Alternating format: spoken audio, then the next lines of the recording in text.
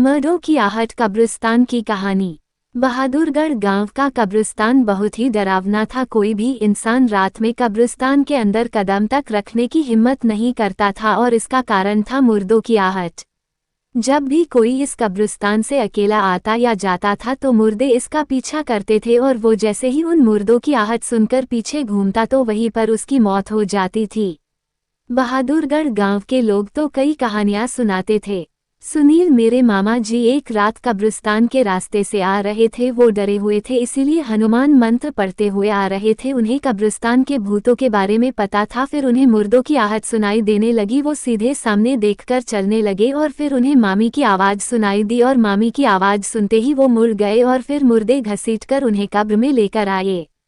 मनीषा, तुझे ये सब कैसे पता चला? सुनील, क्योंकि अगली सुबह तक मेरे मामा जिंदा थे। उन्होंने अपने साथ हुआ सब कुछ मेरे पिताजी को बताया और पिताजी ने मुझे बताया। मनीषा, फिर तो वो कब्रिस्तान बहुत खतरनाक है। शाम, ऐसा कैसे हो सकता है? सुना है बूढ़ा महेश उस कब्रिस्तान का सालों से रखवाली कर रहा है। मनीषा, हाँ वो तो है। अगर उस कब्रिस्तान में मुर्दे हैं तो महेश अभी तक जिंदा कैसे है? शाम, चलो उसी से पूछते हैं। तीनों गांव वाले सच जानने के लिए महेश के पास गए। सुनील, महेश काका, मुझे आपसे कुछ जानना है। महेश, यही ना कि क्या इस कब्रिस्तान में मुर्दे सच में जिंदे होते हैं या नहीं? तो सुनो, होते हैं। रोज रात इस कब्रिस्तान के हर मुर्दे जिंदे होते हैं और हर जिंदा इंसान का पीछा करते हैं। मनीषा, अगर ऐसा है तो तुम्हारा भी पीछा किया होगा, तुम कैसे बच गए? महेश, इसके लिए तुम्हें मेरी कहानी सुननी होगी। शाम, हाँ तो सुनाओ काका। महेश, आज से 35 साल पहले की बात है। मैं और मेरा दोस्त सुरेंद्र दोनों अनाथ थे और काम की तलाश में बहादुरगढ़ पहुंचे। यहाँ हम इस चर्च में फादर एंथोनी से मिले और फादर से बोले, फादर, हम दोनों यहाँ काम की तलाश में भटक रहे हैं, क्या आपके पास हमारे लिए कोई काम है? फादर, काम तो है पर बहुत डेंजर है, तुम दोनों की जान भी जा सकती है। सुरेंद्र, वैसे भी हम भूख से तड़प तड़प कर मर जाएंगे, चारों ओर सूखा छाया है, कोई काम नहीं है। फादर, ठीक है। फादर एंथोनी हमें कब्रिस्तान में ले गए और बोले, ये बहुत ही पुराना कब्रिस्तान है, यहाँ अंग्रेजों की कब्र है, तुम्हें इस कब्रिस्तान की रखवाली करनी है। सुरेंद्र, भला इस कब्रिस्तान को रखवाली की क्या जरूरत है? फादर, कब्रिस्तान को रखवाली की जरूरत नहीं है, पर तुम्हें यहाँ आने से लोगों को रोकना होगा, तुम्हें लोगों की रक्षा करनी होगी। महेश, पर कैसे? फादर, इन मुर्दों से, ये मुर्दे रात के अंधेरे में ये सारे मुर्दे जिंदा हो जाते हैं और जिंदा इंसानों का पीछा करते हैं। जो भी इनकी आवाज़ सुनकर पीछे मुड़ता है उसका अंत निश्चित है।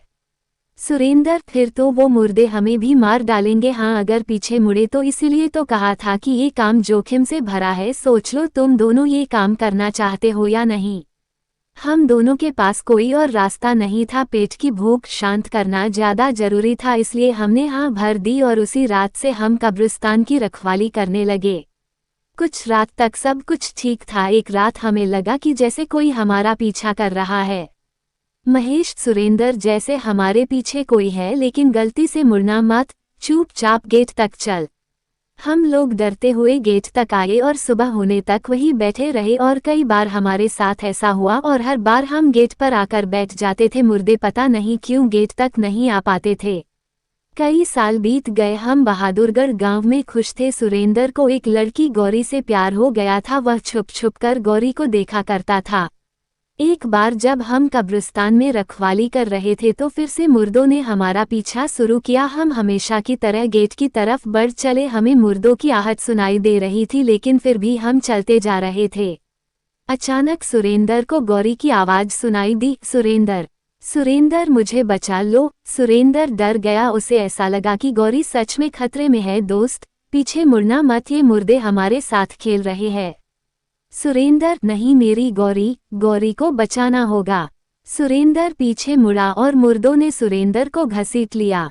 मैं अपने दोस्त को बचाना चाहता था, पर क्या करता? मुझे पता था कि अगर मैं पीछे मुड़ा तो मेरा भी यही हश्र होगा। मैं रोते रोते गेट की ओर चल पड़ा और गेट पर पहुंचकर फुट फुट कर रोने लगा। सूरज उगते ही मैं अंदर आया और मुझे बस सुरेंद्र की लाश मिली। गांव के लोग, अरे डरपोक, तू चाहता तो अपने दोस्त को बचा सकता था, काया है तू काया।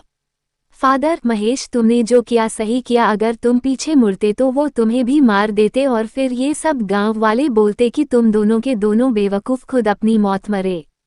बस वो दिन था। उसके बाद मैं समझ गया कि गांव के कब्रिस्तान के मुर्दे किसी की भी आवाज़ में बात कर सकते हैं, उन्हें बस शिकार करना होता है। मैं 35 साल से इस कब्रिस्तान से रखवाली कर रहा हूं ताकि और आदमी इन मुर्दों का शिकार ना हो सके, पर गांव वाले इसे मंगनत सोच कर आ ही जाते हैं। कुछ गांव वाले इन मुर्दों का शिकार भी बने, पर मेरी कोई सुनता कहा है। तुम लोग मेरा बात हमेशा याद रखना, पहले तो इस कब्रिस्तान के आसपास से तो बिल्कुल मत गुजरना, और दूसरा, अगर कभी वक्त आ पड़े तुम्हें यहाँ से गुजरना पड़े तो मुर्दों की आहट सुनकर पीछे मत मुड़ना। बूढ़ा महेश इतना कुछ बोलकर अपने काम पर निकल गया और यहाँ ये तीनों दोस्त बातें करने लगे। मनीषा, मुझे लग रहा है ये बूढ़ा महेश हमें कहानी सुना रहा है। श्याम, मुझे भी यही लग रहा है। मनीषा, आज हम सच का सच और झूठ का झूठ पता लगाकर रहेंगे। आज हम तीनों कब्रिस्तान में आएंगे, वो भी रात को।